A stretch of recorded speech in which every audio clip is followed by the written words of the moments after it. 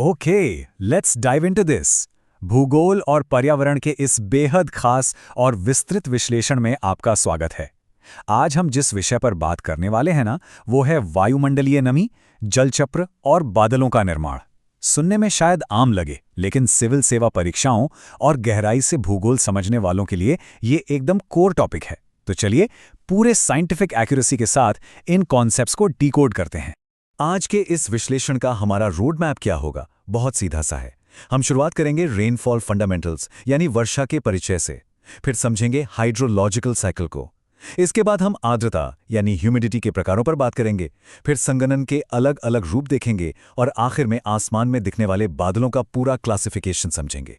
तो चलिए बिना किसी देरी के अपने पहले सेक्शन से शुरुआत करते हैं, वर्षा का परिचय यानी रेनफॉल फंडामेंटल्स। देखिए, बारिश सिर्फ मौसम का बदलना नहीं है, ये हमारे कृषि, जल संसाधनों और पूरे इकोसिस्टम के सर्वाइवल का बेस है। आसान भाषा में कहें तो वायुमंडल से पानी का लिक्विड या सॉलिड रूप में धरती पर गिरना ही वर्षा है, और इसे नापने के लिए हम रेन गेज का इस्तेमाल करते हैं, वो भी एकदम सटीक मिलीमीटर में। एंड दिस ब्रिलियंटली इलस्ट्रेट्स कि हमारी पृथ्वी पर बारिश को लेकर कितने गजब के एक्सट्रीम्स हैं। जरा सोचिए, एक तरफ हमारे भारत के मेघालय में मौसिनराम है, जहां साल भर में लगभग 11,873 मिलीमीटर बारिश होती है, लिटरली एक वर्ल्ड रिकॉर्ड। और दूसरी तरफ चिली का आटाकामा मरुस्थल है, जहां कुछ सालों में तो बारिश 0 मिलीमीटर होती है, मतलब एकदम सूखा। ये विशाल अंतर हमें बताता है कि नेचर का बैलेंस कितना अद्भुत और कभी-कभी कितना कठोर होता है। अब अगर हम सिर्फ भारत की बात करें तो यहाँ की औसत वर्षा लगभग 1170 मिलीमीटर प्रति वर्ष है। ये ग्लोबल एवरेज जो करीब 1000 मिलीमीटर है, उससे थोड़ा ही ज्यादा है। लेकिन ध्यान रखिए, ये सिर्फ एक एवरेज फिगर है। असलियत में तो भारत के अंदर ही बारिश का डिस्ट्रीब्यूशन बहुत ही ज्यादा अनइवन है, कहीं भारी बारिश तो कहीं भयंकर सूखा। अब बढ़ते हैं अपने दूसरे सेक्शन की तरफ, जो इन सब चीजों को कंट्रोल करता है। जल चक्र यानी हाइड्रोलॉजिकल साइकिल, पृथ्वी का सबसे बड़ा इंजन। अब एक बहुत बड़ा सवाल दिमाग में आता है कि इन एक्सट्रीम मौसमों और बारिश के इस पूरे सिस्टम को चलाता कौन है? इस ग्लोबल वाटर इंजन का नाम है हाइड्रोलॉजिकल साइकिल। ये पृथ्वी पर पानी के लगातार घूमने की एक फिक्स्ड प्रोसेस है। इसके 6 मेन स्टेप्स होते हैं। सबसे पहले इवेपोरेशन और ट्रांसपिरेशन, यानी समुद्र और झीलों से पानी भाप बनता है और पेड़ पौधे भी पानी छोड़ते हैं। दूसरा है कंडेंसेशन, जहां ये भाप वापस बादलों या ओस में बदलती है। तीसरा है प्रेसिपिटेशन, जब यही पानी बारिश या बर्फ बनकर नीचे गिरता है।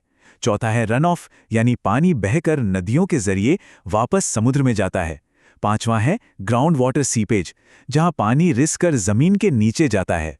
और छठा फिर से इवेपोरेशन, और ये साइकिल बस ऐसे ही बिना रुके चलती रहती है। लेकिन इस साइकिल की अहमियत सिर्फ पानी को इधर से उधर करने में नहीं है। यही वो इकलौता सिस्टम है जो समंदर के खारे पानी को भाप बनाकर हमें एकदम फ्रेश और मीठा पानी देता है। और सबसे जरूरी बात, ये साइकिल लेटेंट हीट यानी गुप्त ऊष्मा के जरिए पूरी धरती पर सोलर एनर्जी को डिस्ट्रीब्यूट करती है। मतलब मौसम का कोई भी बदलाव हो, हमारी खेती हो, इकोसिस्टम हो, या हमारे ग्राउंड वाटर का रिचार्ज होना, सब कुछ लिटरली इसी एक साइकिल की निरंतरता पर टिका है। चलो move to and see how this builds. हमारा तीसरा सेक्शन, आर्द्रता के प्रकार, हवा में छिपे हुए पानी का विज्ञान। जब हम इस पूरी प्रोसेस को माइक्रो लेवल पर देखते हैं तो सारा खेल हवा में मौजूद उस इनविजिबल वाटर वेपर यानी अदृश्य जलवाष्प का होता है। इसे ही हम ह्यूमिडिटी या आर्द्रता कहते हैं। अगर एकदम सिंपल डेफिनेशन की बात करें तो हवा में मौजूद जलवाष्प की मात्रा ही ह्यूमिडिटी है। यही वो इनविजिबल फोर्स है जिसकी वजह से बारिश, ओस, कोहरा और बादल बनते हैं। हवा में पानी की ये भाप जितनी ज्यादा होगी, हमें मौसम में नमी और चिपचिपाहट उतनी ही ज्यादा फील होगी। अब इस डेटा को अगर हम ध्यान से समझें तो ये एग्जाम के नजरिए से बहुत क्रूशल है। ह्यूमिडिटी को नापने के अलग अलग तरीके हैं।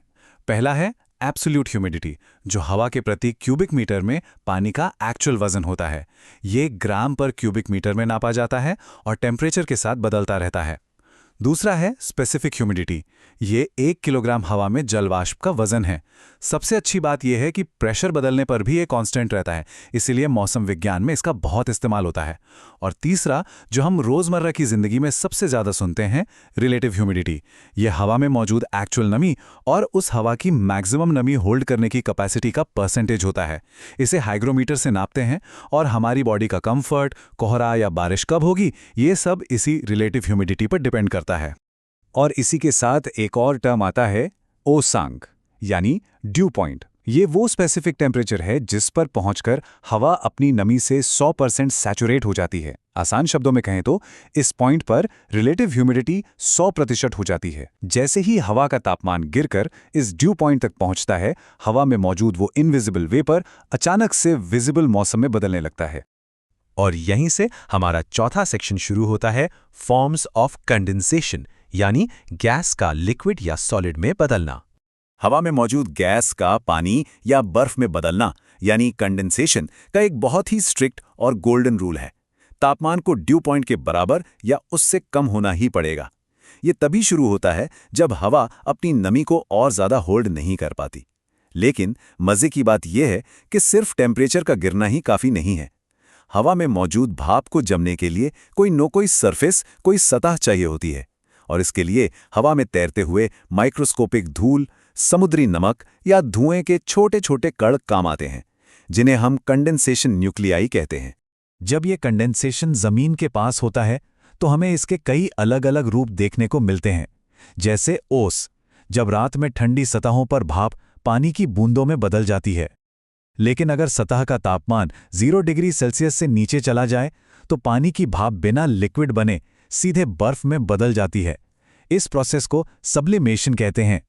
इसे हम पाला या फ्रॉस्ट भी कहते हैं, जो सर्दियों में रबी की फसलों को बहुत ज्यादा डैमेज करता है। घाटियों में तो ठंडी हवा जमने से फ्रॉस्ट हॉलो तक बन जाते हैं। फिर आता है कोहरा या फॉग। ये लिटरली जमीन के पास बना एक बादल है, जहां विजिबिलिटी 1 किलोमीटर से भी कम हो जाती है, जैसा दिल्ली और नॉर्थ इंडिया की सर्दियों में आम बात है। वहीं अगर विजिबिलिटी 1 से 5 किलोमीटर के बीच है तो उसे मिस्ट या धुंध कहते हैं। फाइनली हमारा पांचवां और आखिरी सेक्शन, बादलों का वर्गीकरण। चलिए अब अपनी नजरें आसमान की ओर उठाते हैं। जब यही जलवाष्प वायुमंडल में बहुत ऊंचाई पर जाकर ठंडी होती है तो ये बादलों का वो विशाल रूप ले लेती है जिसे हम रोज देखते हैं। ये पूरी हाइड्रोलॉजिकल साइकिल का आखिरी और सबसे भव्य स्टेज है। लेकिन इन बादलों के क्लासिफिकेशन को समझने से पहले एक बेहद ज़रूरी हिस्टोरिकल फैक्ट। साल 1803 में ल्यूक हावर्ड वो पहले इंसान थे जिन्होंने बादलों को उनकी ऊंचाई और आकार के बेसिस पर क्लासिफाई किया था। और मॉडर्न मेटेरोलॉजी में आज भी उन्हीं का दिया हुआ सिस्टम इस्तेमाल होता है। एग्जाम्स के लिए ये एक बहुत ही इंपॉर्टेंट पॉइंट है। Now what's really interesting about this is कि आसमान को कितनी खूबसूरती से लेयर्स में बांटा गया है।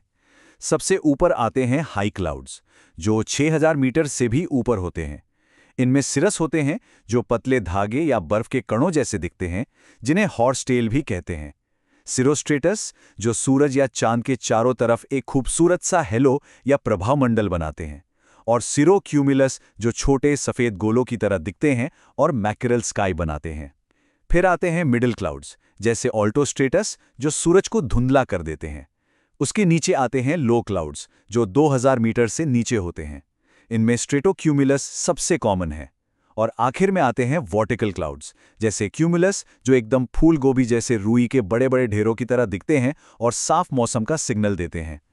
लेकिन अगर हमें बारिश और मौसम के इम्पैक्ट को समझना है तो दो खास तरह के बादलों के बीच का फर्क समझना होगा। पहला है निम्बोस्ट्रेटस। ये गहरे स्लेटी रंग की एक मोटी चादर जैसा होता है और लगातार रिमझिम बारिश कराता है। इसे टिपिकल रेन क्लाउड कहते हैं। और इसके एकदम ऑपोजिट हैं क्यूमुलोनिम्बस।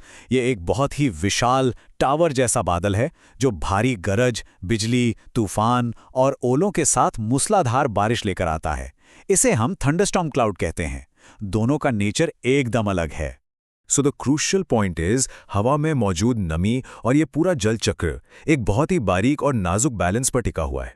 अब जरा एक पल के लिए सोचिए, अगर ग्लोबल वार्मिंग की वजह से पूरी दुनिया का तापमान थोड़ा सा भी और बढ़ता है और ये यूनिवर्सल ड्यू पॉइंट शिफ्ट हो जाता है, तो हमारा ये पूरा हाइड्रोलॉजिकल साइकिल और बादलों का ये पैटर्न कैसे रिएक्ट करेगा?